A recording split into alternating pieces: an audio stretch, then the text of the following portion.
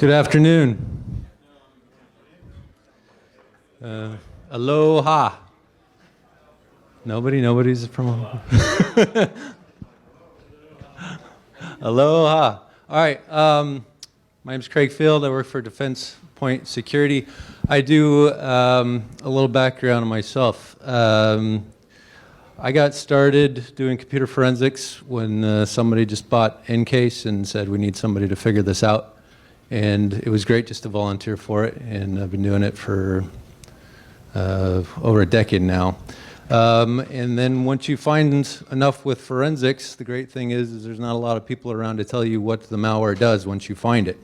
So I'm really appreciative of people who have gone through and made automated tools to make my life a lot easier.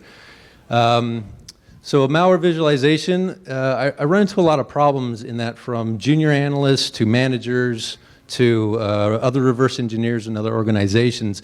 The communication that we have is not very good. The words we use, what people associate emotionally, visually to one word means something different to somebody else.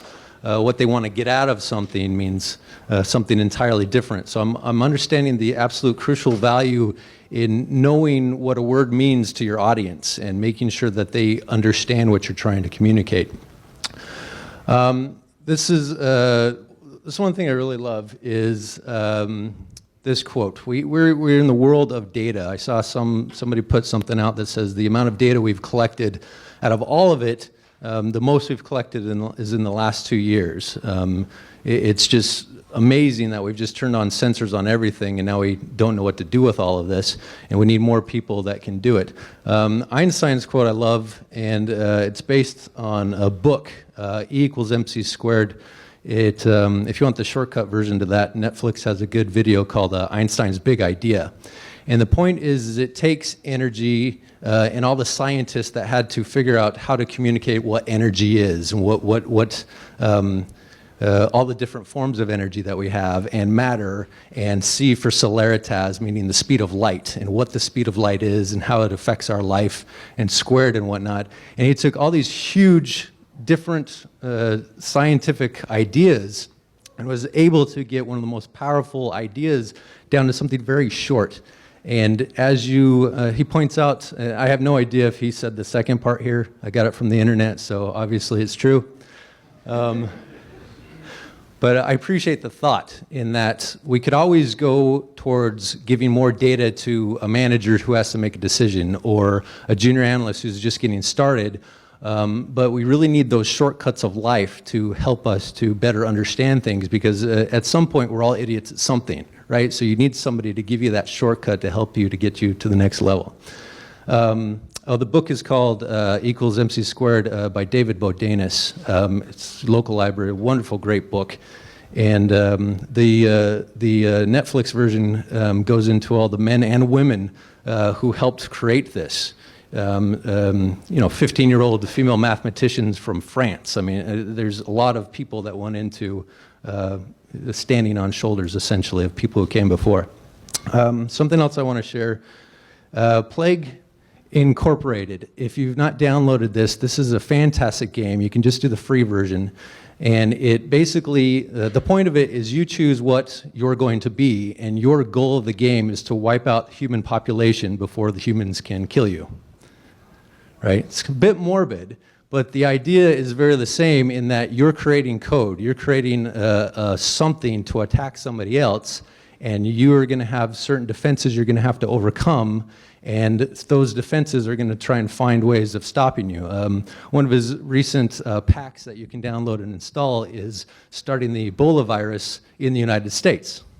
Right? It's fairly timely. The interesting part is you will lose depending on how fast the humans decide to put news articles about what's going on, throwing money at the problem to get more scientists, because once you kill all the scientists that can read and write code, you basically win. Right? It's those people who live in Greenland or Madagascar that can survive because they don't have a lot of interaction with humans. So this is a great game to get you in the mentality of what happens on the offense side. Right? I like defense, doing the defense forensics, malware reverse engineering side, because I think it's harder, quite frankly. Offense seems to have kind of an open book of tools and techniques, and just waiting for somebody to make a mistake on not patching something to get in and take over everything. The hard part is finding that that patient zero and finding out if that's really patient zero. Is that where the infection started? Or once you get to patient zero, is there actually a different patient zero to find out when did this code come into existence? When did it start, right? So enterobacteriophage T4 virus. Entero means intestines. Bacteria is all over your skin. It's on your skin, it's in your bowels, it's all over your body. It helps you to live life. There's a lot of really good bacteria out there. The T4 virus, however, is something that how do I explain this? It's basically a syringe. So the code of this thing, and the code is all up in here. It's all the DNA, and it actually gets injected. It'll find the bacteria at the bottom, and it will inject the code into the bacteria and do some very interesting things. So I chose the T4 virus because I like what it does, and it helps me to visualize the design of how I designed my website, MalwareViz. Okay. So, excuse me. On your left side, you got the 2D version and the 3D version on this side. This is all from Wikipedia, so you can look at this as well. So the DNA is all the stuff in here, right? That's your code. That's what you want to look at. Protein's not a very good word of describing something, so instead of protein, think about scaffolding, right? So this is the scaffolding of that cell. When you get, I got my flu shot last week, and they injected H1N1 and two other flu viruses code inside of me. And the interesting that happens when you get that is scientists are basically taking this code, and they're able to actually cut out the part that reproduces itself and that can attack your body. So your body can find the T1 cell or the H1N1 and go, hey, I've seen this before. I've made a antivirus database entry for this. I know how to kill it, right? So it basically has a whole bunch of keys that it goes around your body with and says, what cell are you? Do I have a key for you? I know what you are, I'm killing you. The problem is if your antibodies, your antivirus, internal antivirus, does not have that key, and you get an H1N1 that your body's not seen before, it tries all these keys and goes, I'm not sure what this is. So at that point, your body has to make a decision whether to kill it or just let it survive and move on. All right. So here is the life cycle of a T4 virus. Basically, it starts here. This in green is, that's the bacteria. The black circle is the code, right? So that's like saying that's your operating system, and here's your malware being injected into it. Once it gets to this point, the interesting thing is the code makes a decision. Scientists don't know why it makes this decision, but it has to make a decision. It chooses by the environment that it gets put into to do two things. One thing is it says, okay, I'm just going to go ahead and start breaking down that code, take over it, rebuild myself, and once I make enough of myself, I'm just going to send out some chemicals to thin out the wall and break out, and we're going to go attack the next bacteria, right? This is built into the code. The interesting part is right here, it may actually decide to wait till the bacteria itself splits into two. It's injected into the code, and lysogenic means to loosen, so it loosens actually the code of that bacteria in your body, injects itself, waits for it to split, and then go ahead and does the same thing. I love this idea because the malware that I find, that I deal with, it's built into the code as to, sometimes, it's built into the code as to what to do. For example, it will look for, hey, I don't know what operating system I'm on, but where's your temporary file, folder? So I'm going to go ahead and put myself in the temporary folder. Another example is it would say, okay, what version of Windows am I on? Am I on Linux? The first entry will say, what can I get to the internet? You'll see a whole bunch of internet traffic that says I need to go to Google or I need to go to Windows Update is a very popular one, because it wants to make sure I'm in an environment that I actually want to run into. Okay? If it can't get out to the internet, it's thinking, well, I may be in a virtual machine, somebody may be looking at me, I need to destroy myself. There's that word I wanted to throw in there. Apoptosis. I'll back up on this really quick because I really like this word. Apoptosis is kind of like Snapchat, where basically you're creating data that you have a time limit for, that you want it to die at a certain time. We don't do this. In our world, we collect everything and nothing's ever supposed to go away. But really, Windows XP has an apoptosis, right? Eventually it's going to die. Stuxnet had an apoptosis where it said at this point in 2012, you're to delete yourself and go away so that we can deny that this was ever in existence. The other interesting point is how many people look across their enterprise what executables are in your temporary space or in your recycle bin. Okay? We don't really do this. However, malware survives there for years. And it's temporary. It's supposed to be temporary, yet we don't really focus multiple AV scanners on that area, and we don't dump it on a regular basis. So Zeus, other rootkits, toolkits know this, and they'll stick themselves in that environment knowing there's no apoptosis. There's no point at which you're just going to kill everything in a certain environment. So maybe we should start thinking about this. Is there data that we can actually do without? It would give us less to look at when we do forensics, and it may even protect us more. And it's already built into immunology, virology, this idea of looking at code that's already in biology, already in our own systems. And if we can learn to communicate that better, we can help better educate ourselves and the general population on how things work. All right. So there's your T4 virus. They called it a T4 virus because the first scientist to look under the microscope said, hey, this looks like a T, right? Pretty straightforward. It was the fourth one they looked at, so they called it T4. This down here is the basic design of my website. So anytime you run malware through MalwareViz, at the very least, you're going to see this design. So you kind of burn that into your mind. So what you're seeing is two things. The double circles can be either red or green. Red means, hey, I found something wrong with this. You really should take a secondary look at this. Built into the algorithm, the second node or pill or whatever you want to call that button is virus total.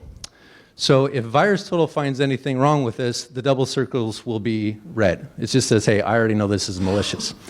However, and I'll show you in the next picture, well, let's just stick with this for a minute. There's your bacteria. You can see all the T4 viruses along here just attacking it like crazy. And for those reverse engineers or getting into this, I'll throw out the word mutex for a minute.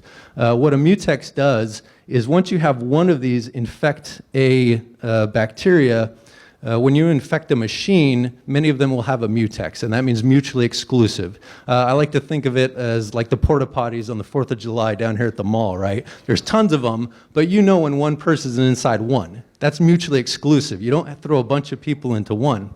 So like that analogy, when a piece of malware infects a box, Windows 7 or whatever, it is not going to allow another piece of malware to infect the same box. It says, hey, do you have a mutex? Yes? Okay, I'm not going to run. I'm going to close myself because I already know somebody's in there. I already know it's infected. So that's what a mutex is, and it's very helpful when you do reverse engineering. All right. MalWR.com. This is also called, this is the online version of Cuckoo Sandbox. If you get into reverse engineering, you'll notice, not Sandia, Los Alamos National Laboratories uses this to do a huge amount of automated analysis. It's extremely well written. It's all Python. And if you get anything out of this, I hope if you've not considered learning Python, it's extremely helpful in a lot of the tools that are coming out that are extremely helpful. IDA Pro is probably the most popular one for doing reverse engineering. Its built-in language used to be their own custom thing. They've now put in a Python interpreter so that you can automate a lot of processes. right? So this is all built in Python. The problem being is I'm going back to that too much data problem. We've got so much data and there's so many people that don't want to see all of this that you have to ask yourself, okay, how do we explain this to a manager? How do we explain this to somebody just getting involved or doesn't even really care that much but wants to know the basics of what's going on? So what my site does is it tries to simplify this, and I'm very visual. I was dyslexic as a child, and I thought I was going to grow up to be a garbage man. I couldn't read very well. So visual, I love visual. Visual helps me out a lot. Visual helps me to memorize things and recognize distances very quickly. So what's going on here is you have your basic design. So this is green, saying VirusTotal is not seeing anything. It doesn't, that could be two things. Either one, nobody's uploaded this to VirusTotal, or two, none of the 50+ antiviruses in there see this. That's important to think about because there's Russian companies that their only purpose is to rewrap malware so that it does not get detected, right? So when we say, hey, your machine's compromised and we need you to do something, and they come back and say, well, we scanned it with AV, we didn't find anything. That's a huge problem, okay? Your AV is not going to detect this stuff. It's already been tested on tools like VirusTotal to make sure it doesn't get detected. In the underworld where you buy these things, they give you a promise. They say if this gets detected by any antivirus there, we will recompile it for you. We'll make another one for you so that we can still accept your $5,000 for this kit and you can go on stealing credit card numbers or whatever. All right, so what does the algorithm do here? This circle is red because of two things. You see an IP address go and traffic, and you see a URL. If all you see is a URL, think of adobe.com or java.com, right? There's files that will turn on, and their immediate thing to do is go to the internet to find out, hey, am I supposed to update myself? That's legitimate. That happens all the time.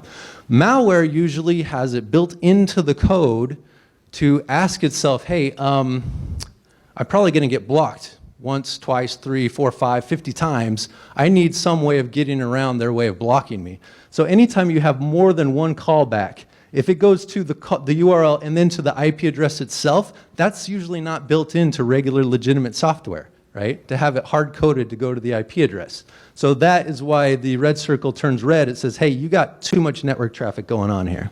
Okay? Created files is the forensic side, where anything executable, I gave it a secondary thing to do. I have to give a thank you to Carl from VirusTotal. When you create a VirusTotal account, you can do 3 automated scans a minute, right? They give you a key. You can use your key in a Python script and say, hey, I have 3 files a minute. It'll scan it for you. I explained to Carl what I was doing with my website, and he upped it to 30 for me because files that drop out of this, they may have not seen it yet. However, the files that drop out, many of them have already been detected by antivirus, right? So it gives that secondary check to say, oh, what it's wrapped in, I have no idea what I'm looking at. If it's been packed, encrypted, any word you want to use for it's trying to hide itself. It's basic text, right? So that's executables. These down here, I put into the algorithm a whole bunch of things that are important but not as important. For example, temp files, bat files, HTML logs. You may find this in the malware, but these usually don't have code that interests me. For example, the bat file many times will just be deleting the original file so it can copy itself to temp space, right? So you'll execute it on your desktop. Magically, it's gone from your desktop, but it's in your temp directory. And in Windows 7, it's for many people, it's hard to find the temp directory, right? Because it's not exactly, app data. It's not that easy to find always. All right, let's look at some. Okay, I'm going to give some thank yous, and then we'll do the live demo. And notice from these, all of these, except for MalwareViz at the bottom, this is Python. This is the advantage of Python. I've gone to every analyst and engineer in my environment and given them a 5 to 10 minute intro to Python because I want us all to speak the same language, and it just solves a problem of getting everybody on the same page to solve a similar problem.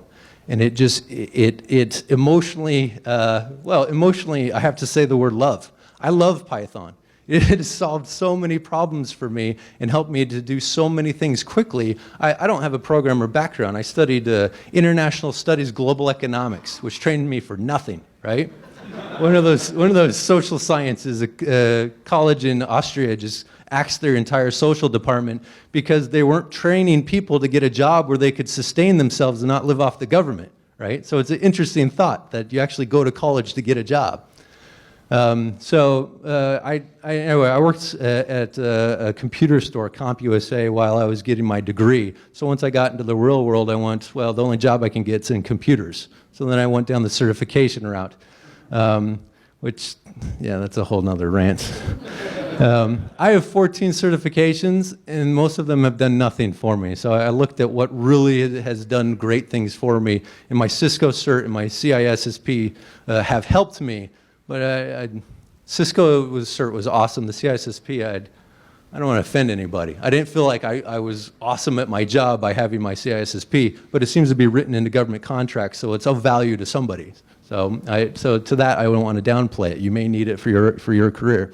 MalwareViz, really quick, is an AT&T tool that can take your text file and create a SVG. SVG is a scalable vector graphic, thank you. Scalable vector graphics, and it's really helpful. A lot of the Wikipedia graphs you'll see, let me see if I can load this up. A lot of the Wikipedia graphs you'll see are SVG because it can go very small and very large without losing any pixelation. It looks very crisp, very clear. All right, so this is MalWR.com or Malware.com. Ned and Jekyll, two guys, I think they're out of Brazil, have done great work. This thing was down for a month before my presentation, so I was panicking a lot about that. I'm like, well, what do I do now? So they got it back up, they upgraded their hardware. I sent them some money because I'm just like, please help me out, get this done. So anyway, off to your right here, I could put away my pointer. Let me tell you what we're looking at first. Sorry.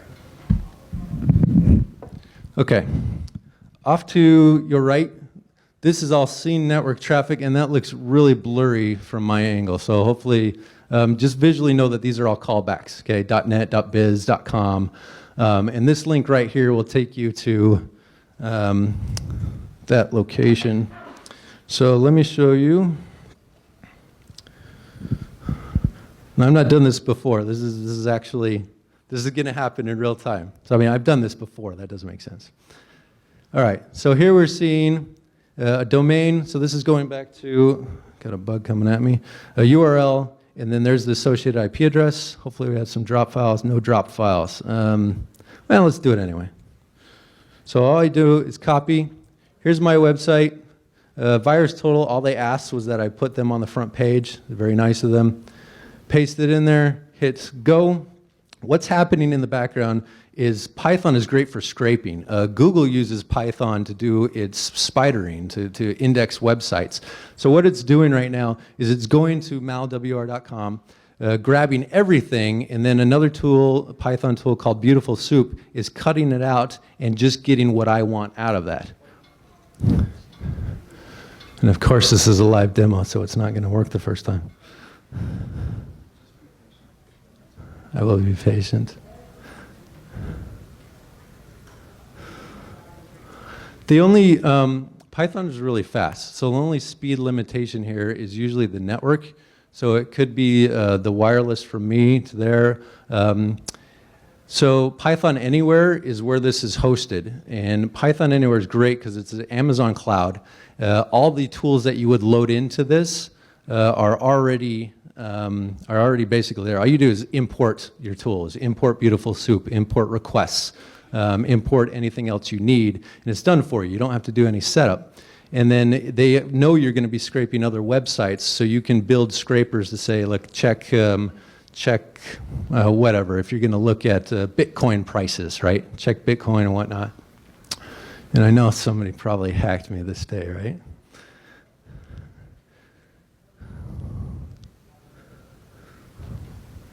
But let's grab another one while we're waiting. Is my internet even working right now?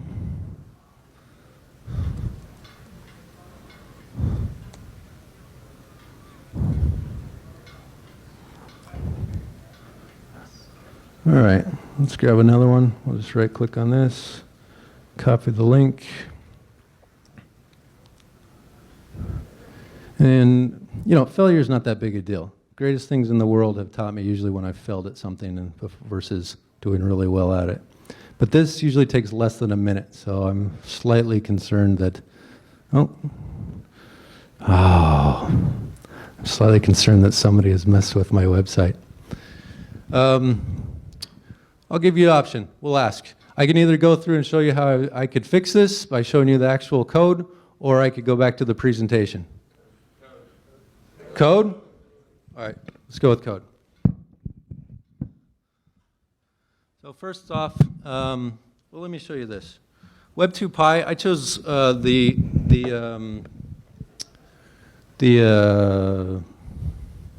so Web2Py versus Django or CherryPy or one of those other frameworks that you would use. I tried learning Django. Django is basically NewYorkTimes.com. It's all made in Python Django. Django's Python, Web2Py is Python. I had a lot of trouble understanding Django, and there were a lot of job advertisements for Django, so I'm thinking, oh, that's the standard, that's what I should learn. And it just, how my mind worked, it didn't work out. So I found an Italian guy who wrote Web2Py, and he did an awesome job, because all you do is download it, hit go, and it's just going to ask you for a password, right? And it asks you, hey, do you want it to be public or private or whatever? I'll just put in a password. And then boom, you're immediately online. That's it. That's all you have to do for Web2Py. And the awesome thing about that is you say, hey, I want to edit this page or whatever page, and it gives you a bunch of examples. So right off the bat, you have what are called controllers, which is all your Python script, and your Python is associated to views, which is your HTML. And the JavaScript, the organization, the CSS is already built in there for you. So it's really helpful in how this works. Let me see if I can start up another one. I'll probably get the same error. Actually, since I'm going to get the same error, let's fix it. I'm pretty sure I know what's wrong with it. So what's probably happening here is I automated this thing to scrape the crap out of MalWR.com. Just because, you know, I needed data. I was trying to do a scientific thing, and the end goal was to have a whole bunch of different images of what malware looks like and be able, from a 1,000 view back, to look at malware and say, this has the same code. It looks the same, right? The T4 virus looks the same. The H1N1 virus looks the same. The code may be slightly different, but the number of callbacks, how many executables gets dropped, and whatnot, look the same. So well, let me go to that before we go through the code. So here's recent. So here's some examples of what's going on. In the far left, you'll notice this did not work. So this is dynamic analysis that you have to say to yourself, okay, I have to do static analysis now. Why didn't it work? The great majority of malware you get wants to go home. It needs to tell somebody, hey, I was successful, right? So here's some more information to know. So for example, this one on the left did not work. You're going to have to do static analysis on that one. These other ones totally worked. You see the blue traffic, okay? All of that is network traffic. You see the files that dropped out. All of that tells you that's what you're going to probably find on that machine when you go and do your FTK or NCase or whatnot to find out what that is. All right, so here's the advantage of SVG files. Let me just bring up one of these. All right, so there's the basic shape. And remember, see how this one's red? It's maybe hard to tell with the white background. But this arrow is actually red. The rest of these are black. Because the original one may or may not have gotten caught by VirusTotal, all of these executables are a secondary scan against VirusTotal. This is the part where I say, hey, you know what? Check VirusTotal again to make sure this hasn't been packed in a way to hide itself. Now, here's what SVG does. Every single thing in here is clickable. If you click on the code itself, it takes you back to where it got the code at malwr.com, right? So if you're a forensic analyst, if you're a malware reverse engineer, you want definitely deeper data, this is where you would start. You know, you need your MD5 hashes, you need your file size, you need the actual network traffic, other things that got downloaded to help you solve this answer. Strings, right? Strings are hugely helpful. It's a great starting point to find out, is there any English in here? If you see no English in here at all, it's packed. It's not going to show you anything. Your AV is probably not going to trigger on it at all, right?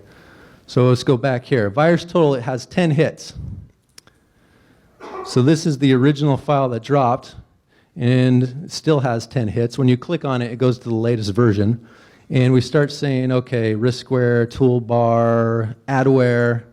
Okay, so this may, so even though you may be able to one day read the code, read and write the code, whether it's your own genes, through genomics, through human sequencing, or through computer code, through debugging, IDA Pro, Immunity Debugger, right? Once you can read through the code, you still have the problem of why, right? Even though if you can tell everything about this tool that works, why was this code created? And that's one of the hardest things to answer. If you can find out what was stolen, you kind of go, okay, they stole this. They're after your PII, or they're after your credit card number. That's why.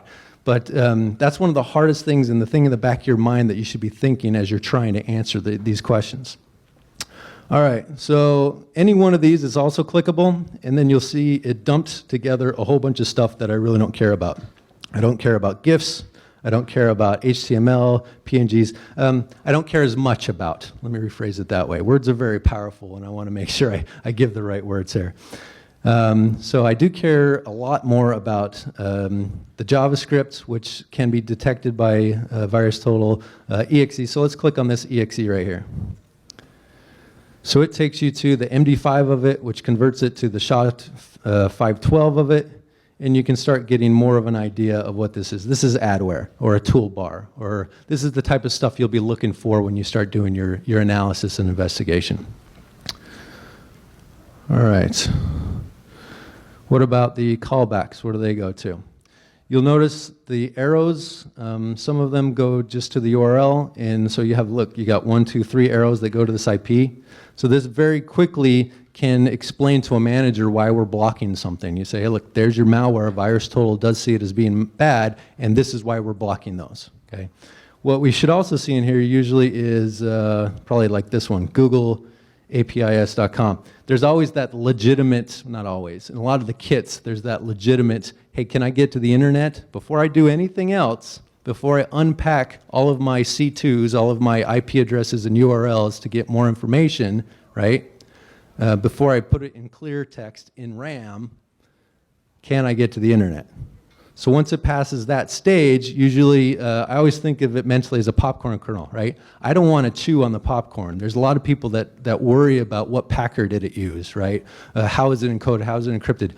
RAM is the popcorn. Chew on the popcorn, don't chew on the kernel. I mean, if you can dump RAM at the right time, everything you need is in clear text in RAM. So any investigation you do, any investigation, get the RAM, get the RAM. And I had one case where I asked for that, and they shipped me the RAM, physically, right?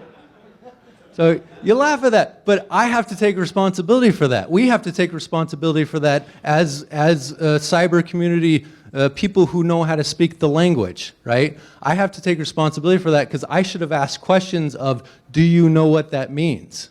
If I don't take any responsibility for that and just laugh at them, the end user, then the communication is lost, and we don't help the environment by simply ridiculing a huge mistake, right? So I learned my lesson. When I say dump the RAM, I have to ask, do you know what that means? We have a tool to do that. We have plenty of tools to help automate that process. And people who worry about absolute forensics, unless you're law enforcement doing real forensics, you're incident response. You don't care so much about storing everything perfectly and getting the hand signatures and the MD5s. I dump RAM right to the hard drive and have them ship me the hard drive, because I don't care as much about what's in unallocated space, the free space, as I care about making sure I get the RAM. What's my time? Oh, crud. All right. Sorry, I had a lot to go through. Let's go to the bread and butter. All right, so gallery, analysis. If you want to see how I think about some of these things, I put in a whole bunch of analysis just to help you think through if somebody needs to start getting to understanding malware and reverse engineering, this is a great starting point. A lot of education here. Infamous malware, you have Stuxnet, Ouroboros. I have no idea if these are really Stuxnet and Ouroboros because a lot of legitimate malware has been uploaded to malwr.com, and some people who thought they knew what they were talking about has uploaded it and named it that, and they don't allow you to download to investigate yourself. Malware started to change that in that their default is to share with everybody instead of having to click on share with everybody when you upload your malware. I feel like I said that very fast. I hope that was... All right. So let's go to search. This page was really impressive because the creator of Web2Py made it like 3 lines of Python code. Like he did all of it for me. So basically, if you want to put in, hey, my tag is, what can I do with one hand really quick? Zeus, Z-U-S. Right, I have 214 entries that say it's Zeus, and I can go ahead and click on any one of these things and start finding out what it is. All right, so this viz query at the end, this is one of the main reasons I wanted to create MalwareViz. I wanted to very quickly look at a whole data set of different types of malware and see if I could say, hey, look, these look related. So I'll explain the one for, let's do APT. Okay, let's go down to the ones that say Mandiant APT. So Mandiant did a really good report in saying, so your MD5, your fingerprint of a file, if you change 1 bit from 1 to 0, the entire fingerprint's different. It's not close at all. They pointed out the fact that if you, instead of doing a fingerprint on the whole file, if you just do it on what are called import tables, or just, so like here's your whole file, if you just do the MD5 at the top, that will stay the same even though they change the callback or change files that get dropped at the bottom. And they listed their report. They gave it out and said, hey, here are the MD5s. So I said, okay, what if I Google that MD5? I Googled the MD5, and this is really small, I apologize. But I Googled the MD5, and MalWR had files uploaded to it with that MD5 as the import table. So I did pictures of these, and you'll see that 1, 2, 3, 4, 5, 6. These are all the exact same code, except they've changed the callback. And visually looking at it, you can say, well, wait a minute. These look the same. They're not dropping a file, except that one is and that one is. So there is some similarity, but some non-similarity. But very quickly, I can say, well, this might be the same code. We're at a disadvantage in that the kits being created mass-produce malware. So we used to be able to do static analysis on a lot of stuff, but when you can make 1 million different pieces of malware that automatically compiles itself with a different compiler and a different encoder, any word you want to use for hiding plain English, right? I mean, we're losing the battle. We need more people to make automatic tools that automatically help us to quickly make a decision and move on. The days of spending a week to 2 weeks on one piece of malware have to be over because we're getting our butts kicked. There's not enough people who know, we're code illiterate. We don't have enough people who can read and write code.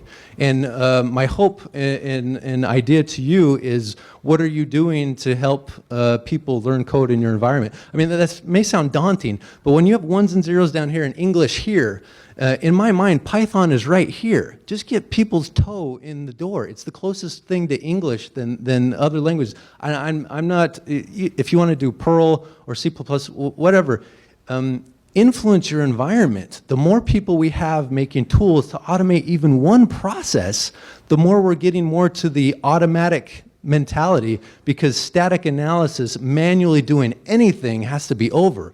Our reports, I mean, anything we can do to save us even 1 second a day, and over an entire year, you've just saved somebody hours, right? Time travel is possible if you automate as much as you can do.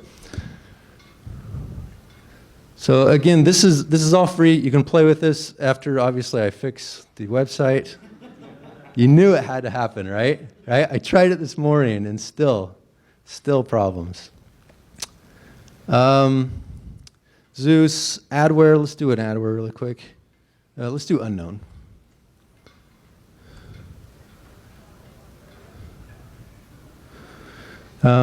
It's the database on this. I wanted to make this free, so if people wanted to download it, try it on their own machine, they could. Trying to take something that works just fine in the cloud and stick it on your desktop is a big pain in the butt, so I gave up on it. I'm sorry. It's still free, so you can use it online. So what are you looking at here? A lot of the green, these are unknown because none of VirusTotal saw any of these as being of interest. Either they didn't have it, or they, just, I have nothing in my database to say that H1N1 is bad, so why would I attack it, right? But as you can see, just by having these callbacks and all of these files that get put on your machine, these are bad, right? So there's a ton of these. I'll show you one really quick thing that I thought was interesting. Is this one does not look right. And one interesting thing about this is I'm like, why doesn't this work right? The file that was supposed to be connected to this, it has a file size of 0, but you see that up there? That's Chinese. I didn't build this site in Chinese.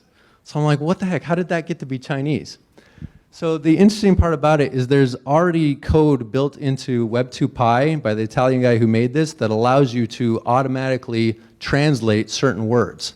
That Chinese right there is about, okay? So about is built in. So if the person who makes this malware, they ran it from their machine and their machine is Chinese. So it's interesting that it left a language signature as to who ran this piece of malware to make this graph. So I thought that was interesting. For those who think that's other interesting, if you've ever used PyScanner, it's built into Remnix, Lenny Zelster's reverse engineering class at SANS. PyScanner, one of the great things that I've used that for is it gets the 2 hexadecimal entries that will tell you if there's any language signatures. So if you find a executable, you can also find if there's Chinese, Russian, if there's, anytime you add an icon or any picture to a file, there's language signatures on that in the form of 2 hexadecimal bytes. And that's very helpful because the goal is to get into the mind of who created this. Where's patient 0? Okay, now that you know patient 0, who created this code, right? So all of this I find to be very, very interesting. Let's do this. Oh, not, okay. I'll end, I think, at 5 minutes. I was hoping to have some questions, so I'll just do this really quick. Powlix I find to be very interesting because this is malware that does not go on there's no executable. So what this is malware that has run DLL32. This is all in the registry. There's no code that's put on the box. It goes from the registry to RAM. Okay, so every time that thing gets turned off, it's really amazing. Wired did a great article about this. If you just Google it. So Powlix basically does, hey, JavaScript, I'm sorry, run DLL, then it does JavaScript. It sees if PowerShell is installed. If it's not, it downloads and installs it, okay? And then it runs the malware, which is in DLL form, okay? That is amazing to me. That is evolution. That is, there's, really quick, your body from your hair down to your toes, you have 100 trillion cells in your body, okay? Each cell has your entire code in it. That's 3.2 gigabytes. If you undo that yarn, it's over 6 feet long. That's 6 feet long times 100 trillion. I mean, it's baffling, phenomenal. But there's a ton of code in there that is not used. It's not turned on. So code can turn on and not turn on, and it can evolve. It can update, right? So it's really interesting to see how we update as code creators and developers. Every time some security tool comes out, basically you've just told the human mind somewhere else, here's a challenge. Find a new way of compromising me. So the game continues. Are we going to build a better catapult or a better castle wall? My hope and takeaway for you in all of this is that we really do need a lot more people who are literate at this, who will read and write the code, because it is phenomenally interesting. And as we get into Craig Vetter is making he's creating life, right? He's the one who, we sequenced the human genome. So basically we're getting to the point of, instead of doing dynamic analysis of human beings, where we see how we come out when two people get together, we're starting to get towards static analysis, where you can actually step through the code and figure out what it says. It's a one-to-one, from reading biological code to reading computer code. We're just reading code. We're trying to get something that's in a different language, as close to English, what we have an emotional connection to, right? Where we can add, the word malware means nothing to the great population, but if we say your computer has the flu, people go, oh, that's bad. I know the flu. The flu's caused me pain. I can associate, right? So communication is huge. So when you're talking with someone else who's not of our community, you really need to take some time to delve in to properly communicate the severity of what we're doing. And as Brian said, I don't want to downplay what we do, but where's the body count? And we talk about how important what we do is important, but there really is no body count yet. So I mean, I don't overly stress about this stuff, but I really want to do my best in my environment and help people. I do a lot of training for fellows and interns, and I want them to succeed at whatever they decide to succeed in. But also having a proper perspective of what we're doing. Security is very important, operations is very important, but it really is the fun of the path and the direction to which we're going. To that, I didn't get to the code. Sorry about that. Thank you for your time. I appreciate it. If you have any questions, I'd be happy to take those. And if some people aren't open to questions in a group setting, I'll be available afterwards, and I have some business cards if you'd like to have any private conversations, because in my world, it seems that I've turned from forensics, malware reverse engineer more towards a teacher, and I've kind of enjoyed that hat. I like seeing people get to where they want to go and give them as many shortcuts as they can get there. So for that, I thank you for your time, and that's it.